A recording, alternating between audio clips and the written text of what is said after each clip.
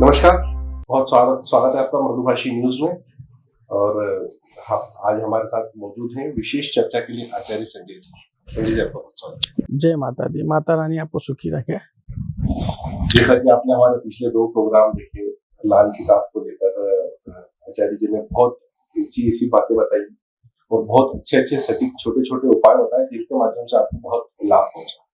उसी श्रृंखला को, उसी कड़ी को आगे बढ़ाते हुए आज आचार्य जी फिर हमारे साथ मौजूद हैं। हम उनसे जानेंगे कि कैसे छोटे उपायों से, लाल किताब के छोटे उपायों से हम अपने भविष्य में आने वाली परेशानियों से दूर हो सकते हैं, उनसे बच सकते हैं। आचार्य जी, जैसा कि लाल किताब के कई सारे उपाय आपने बताए, लोगों ने करे, उनको उनसे फायदा भी हुआ, उनको जो है उससे फर्क भी पड़ा, कई सारा फीडबैक हमारे पास आया। तो अब हमारा एक ये सवाल है आपसे कि क्या लाल किताब के जरिए इंसान अपना भाग्य बदल सकता है? देखिए, लाल किताब के जरिए जो उपाय होते हैं उसके जरिए तो बदल ही सकता है, लेकिन जब जन्म कुंडली का निर्माण होता है, आज हम एक इससे विषय के बारे में जानेंगे जो शायद ही बहुत कम लोगों को पता होगा। होता क्या है कि ज्योतिष शास्त्र का मूल आधार जन्म कुंडली रही है, और जन्म कुंडली के अंदर जो ग्रहों की संरचना रहती है, जो स्थितियां रहती है, उसी के हिसाब से प्रत्येक इंसान उसकी गणना करके आपको बताता है कि क्या स्थितियां उसके जीवन में चल रही है। अब हम ये समझेंगे कि क्या ये जन्म कुंडली के अंदर जो बैठे हुए ग्रह हैं उनको चेंज किया जा सकता है, उस विषय में आज हम जानेंगे। देखिए, जब मनुष्य का जन्म होता है तो जो भी ब्रह्मांड के अंदर ग्रहों की स्थितियां होती है वही जन्म कुंडली में दिखाई देती है, और उसी के ही आधार पर आपका विश्लेषण होता है। हमें सिर्फ इतना करना है कि जिस भी बच्चे का जन्म होने वाला है ना, जिस बच्चे का जन्म होने वाला है या जो लेडी प्रेग्नेंट है, उसको डॉक्टर ने एक समय सीमा देते हैं। आज की स्थिति में एक समय सीमा रहती है कि इतने समय में डिलीवरी होगी, और कई सिजेरियन होते हैं बच्चे, तो उनके पास तो एक ऑप्शन है कि वो एक अच्छे मुहूर्त को किसी भी पंडित से निकला ले, एक अच्छे समय को निकला ले जो उस समय वर्तमान में उस समय चल रहा है ना, जहां तक हो सके अशुभ समय को टाल दे। अभिजीत जी, एक इतना बड़ा उपाय है जीवन का कि यदि मनुष्य, इंसान यदि समझ ले इस चीज को, इतनी सी बात को, कि उस बच्चे को हमें कौन से अच्छे समय में इस दुनिया में लाना है। यदि वो बच्चा एक ऐसे योग में आया है कि उसके पिता को धनवान बनना है, तो दुनिया की कोई ताकत उसको नहीं रोक सकती।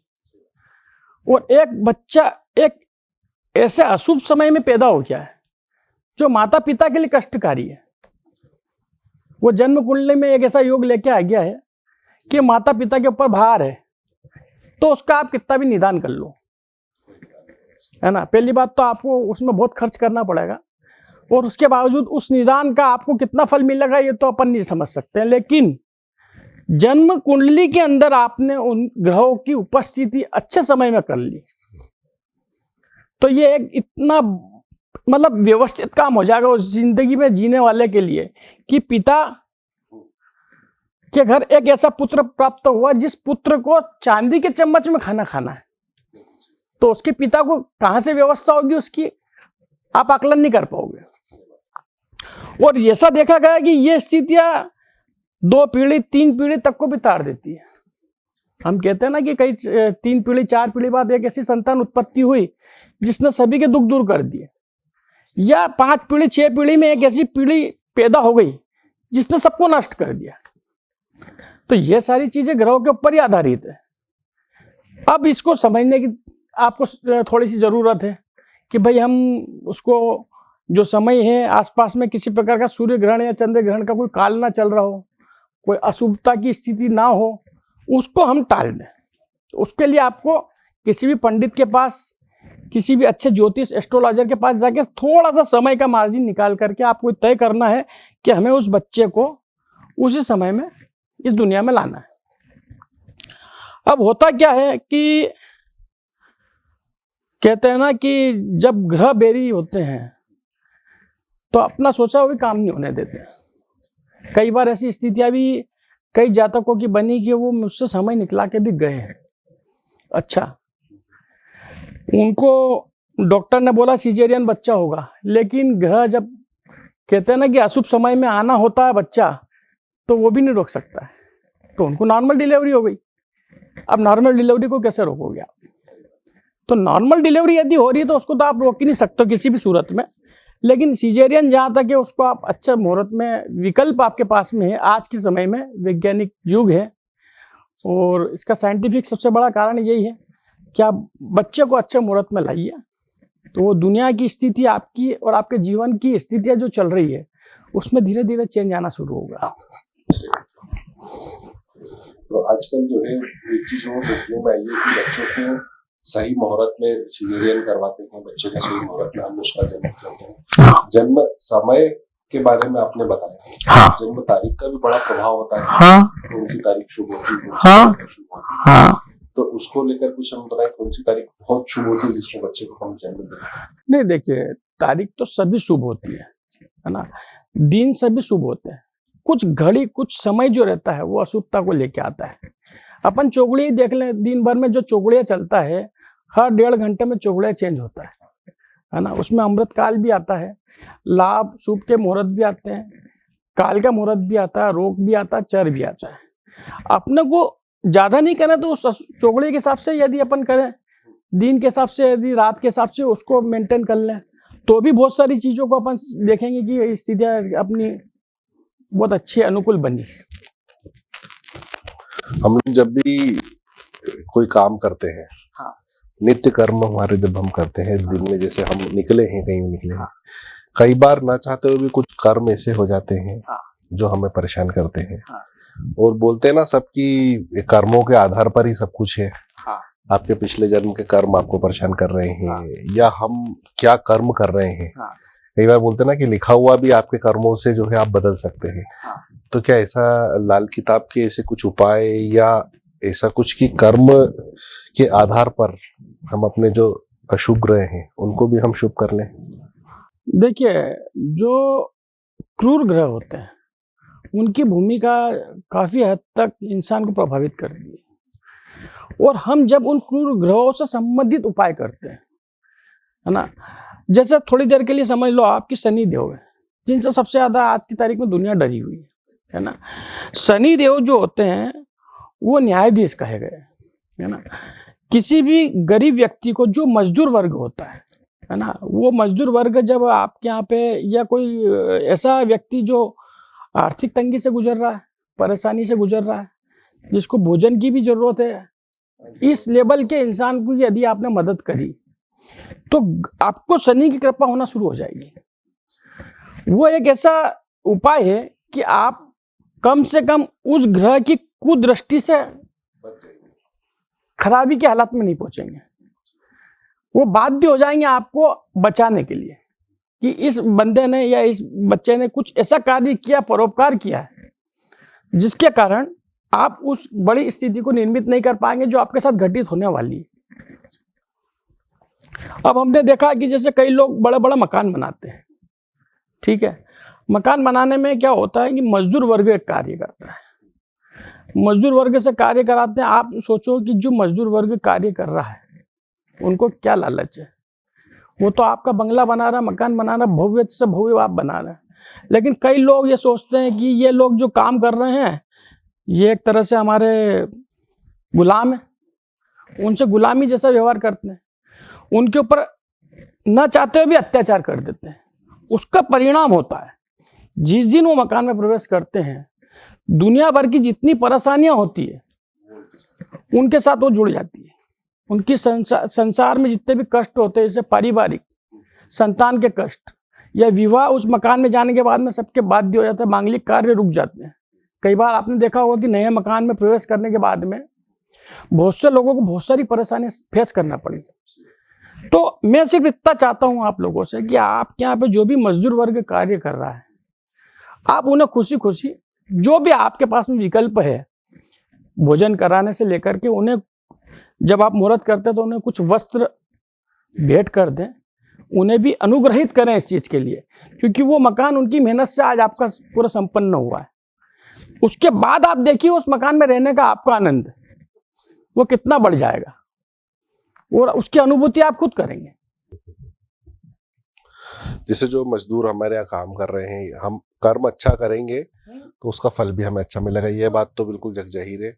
कई बार हम इंसान को सबसे जो बेसिक नीड होती है उसकी, वो रोटी कपड़ा मकान, ठीक है। मकान के मजदूर की आपने बात बता दी, वस्त्र हमें दान करना ये भी बता दी।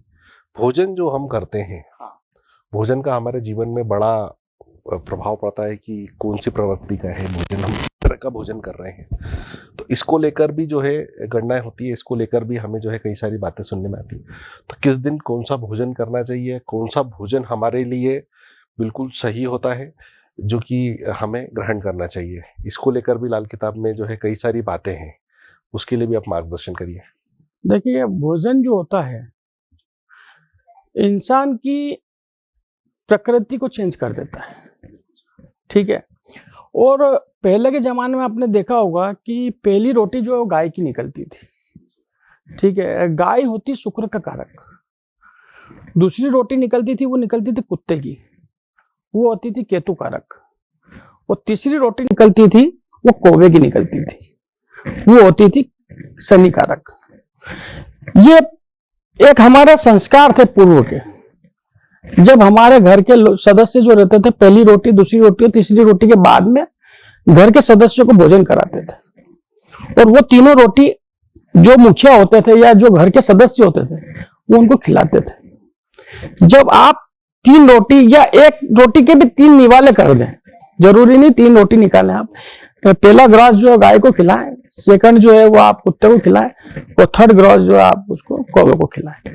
इससे इनकी जो एनर्जी है वो आपकी नेगेटिविटी को खींच के पॉजिटिविटी में बदलेगी, पहली बात। दूसरी बात, जो आहार है, जो भोजन है, वो आप ये कोशिश करें कि सोमवार का जो दिन होता है ये चंद्र से रिलेटेड होता है। तो सोमवार के दिन आप हो सकता हो तो आप सफेद वस्तु का सेवन करें, जैसे खीर या सफेद मावे की कोई मिठाई हो, इसका सेवन करें। चावल आदि का आप सेवन कर सकते हैं। मंगलवार के दिन आप ये कोशिश करें कि कोई लाल वस्तु, जैसे मसूर की दाल हुई, लाल मिठाई हुई, लाल कोई सब्जी हुई, इसका आप सेवन करें। बुधवार के दिन आप मूंग से संबंधित, मूंग की जो सब्जी होती है, मूंग की दाल होती है, मूंग से संबंधित जो हरे कलर की जो आपकी वेजिटेबल्स होती है उनका आप सेवन करें। बृहस्पतिवार, गुरुवार के दिन आप बेसन से संबंधित कोई भी वस्तु आप नियमित चालू करें खाना, और बेसन की मिठाई खा सकते हैं या पीली वस्तु चने की दाल आदि। शुक्रवार के दिन आप दही या दही से संबंधित वस्तु, घी की वस्तु या कोई भी व्हाइट क्रीम कलर की कोई भी आइटम आप बना सकते हैं मिठाई स्वरूप, उसका आप सेवन करें। भोग लगाएं तो माता रानी को सबसे बढ़िया शुक्रवार के दिन रहता है। और शनिवार के दिन उड़द, साबुत उड़द या उड़द की दाल, ये आप खा सकते हैं। इस प्रकार से यदि आप इन ग्रहों से रिलेटेड भोजन करते हैं तो इसका भी इफेक्ट आपको बहुत ज्यादा आता है, और एनर्जी आपको हाई लेवल की मिलती है उससे, क्योंकि उस ग्रह से संबंधित ही वस्तु आप ग्रहण कर रहे हैं। तो जैसा कि आपको गुरुजी ने 7 दिन के 7 अनाज के बारे में हमें जानकारी दी, किस दिन हमें क्या खाना चाहिए और क्या शुभ होता है। पर अब एक चीज और आती है कि आजकल की जो प्रवृत्ति है, आजकल के लोग इस तरह का भोजन तो करते हैं। हाँ। आज का जो जमाना है फास्ट फूड, आज की जो यंग जनरेशन है, हाँ, फास्ट फूड की तरफ ज्यादा आकर्षित होती है, जैसे पिज्जा, बर्गर। आजकल मोमोज का बड़ा ट्रेंड चल रहा है, लोग मोमोज ही खाना पसंद करते हैं। तो ये इन सब में जो आज की जनरेशन है वो कभी ये सब नहीं देखती है कि किस तरह का हमें खाना खाना है, कि आज हमें ये खाएंगे तो इससे ये फायदा होगा। फास्ट फूड जो है हमारे शरीर के लिए भी जो है नुकसानदायक होता है, फिर उससे कई सारी जो है हमें बीमारियां लगती है शरीर में। तो किस तरह ये जो सब बीमारियां हमारे पास आ रही है, कई बीमारियां ग्रहों से संबंधित भी होती है जो हमें इंडिकेट कर देती है। जैसे आप जैसे आचार्य लोग, विद्वान लोग व्यक्ति को देखकर ही बताते हैं कि यार इसकी कटकाठी ऐसी, इसको ये बीमारी होती है। तो ग्रहों के आधार पर ऐसी कौन सी बीमारियां होती है जो ग्रहों पे आधारित होती है और जिनको हम अपने ग्रहों से, हमारी लाल किताब के उपायों से हम उसको ठीक कर सकते हैं? देखिए, क्या होता है कि जन्म कुंडली में कई ग्रह ऐसे विराजमान रहते हैं जो स्थितियों को गड़बड़ करते हैं शारीरिक। जैसे अपन मंगल देव की बात करें तो मंगल जो है वो ब्लड से रिलेटेड होता है, खून से, रक्त से संबंधित जितनी भी बीमारियां होती है, जिन लोगों का मंगल खराबी की स्थिति में होगा जन्म कुंडली में, उनको वो स्थितियां फेस करना पड़ेगी। उसी प्रकार चंद्र जिनका भी जन्म कुंडली में खराब होगा, उनका मन ज्यादा खराब होता है, फिर डिप्रेशन की स्थितियां बहुत ज्यादा होती है, आत्महत्या तक के विचार आते हैं, दिमाग अस्थिर रहता है और छोटी छोटी बातों को लेकर बहुत ज्यादा गुस्से की स्थितियां बनती है। बुध जिनका खराब रहता है, उनको नसों की प्रॉब्लम रहती है, नस नाड़ियों की, जितनी भी आपकी वेन्स है शरीर में, वो वेन्स सब बुध का काम करती है। तो कईयों को नसों की नाड़ियों की जो दिक्कतें आती है, ब्लॉकेज हो जाते हैं, वो बुध से रिलेटेड रहते हैं। शुक्र से जिनकी भी प्रॉब्लम होती है, वो गुप्तांग से संबंधित, बच्चा पैदा नहीं करने की स्थितियां, वो भी शुक्र से रिलेटेड है। और कई बार अपन ने देखा कि गर्भ की स्थितियां जो रहती है नहीं ठहरने की, गर्भ स्थल की, या आपके गुप्त रोग जो रहते हैं, वो शुक्र से रिलेटेड होता है। तो शुक्र जब भी डिस्टर्ब होता है तो इंसान की ये स्थितियां बनती है। शनि देव की जब भी जन्म कुंडली में खराबी की स्थिति बनती है, तो जितने भी ज्वाइंट है आपके शरीर के अंदर, वो ज्वाइंट की प्रॉब्लम आपको आएगी। और केतु की प्रॉब्लम जब भी होगी तो आपको कमर से नीचे की प्रॉब्लम जितनी भी होती है, हाँ, कमर, पेट और पाँव की, वो केतु से रिलेटेड होती है। तो ये सारी अपने को जन्म कुंडली में बिना जन्म कुंडली देखे भी पता चल जाता है कि व्यक्ति बोलता है कि हमें ये दिक्कत आ रही, मतलब ये कहीं ना कहीं इसके ग्रह इफेक्ट कर रहे हैं इसको जन्म कुंडली में, जब ये स्थितियां बन रही है। इनके कुछ उपाय जो है वो जन्म कुंडली देखें अपन तो ज्यादा एनालिसिस होता है ना, उसके आधार पर यदि हम प्राप्त करेंगे तो ज्यादा अच्छा रहेगा। क्योंकि यदि अपन एक, जैसे थोड़ी देर के लिए सभी को बुखार आया, तो सभी को एक ही मेडिसिन नहीं दे सकते कि बुखार उतर जाए। बुखार उतर के फिर आया तो हमें डायग्नोस तो करना पड़ेगा कि इसको क्या दिक्कत है। बुखार भाई कौन सा है, मलेरिया का है, टाइफाइड का है, हेजे का है, वो आप डायग्नोस नहीं करोगे तो फिर वो आपने गोली ली, टेम्परेरी ठीक हो गया। तो उसका यदि प्रॉपर आपको ट्रीटमेंट चाहिए तो जन्म कुंडली आप एनालिसिस कराएं, उसके बाद आप उपाय लें। तो अगर आपको भी इस तरह की कोई समस्या है, आप अधिकतर बीमार रहते हैं, आपके घर में कोई दिक्कत परेशानी है, या कोई नया मेहमान आपके घर में, आपके जीवन में उसका आगमन होने वाला है, तो एक बार आचार्य जी से संपर्क कर उनसे मार्गदर्शन ले सकते हैं। निश्चित ही आपको बहुत अच्छा एक मार्गदर्शन मिलेगा। आज के हमारे इस कार्यक्रम में इतना ही। अगले कार्यक्रम में फिर हाजिर होंगे ऐसी रोचक जानकारियां लेकर, और कुछ नए ऐसी आपके जीवन बदलने वाले टिप्स लेकर आएंगे महाराज जी के साथ। जब तक हमें इजाजत दीजिए, नमस्कार।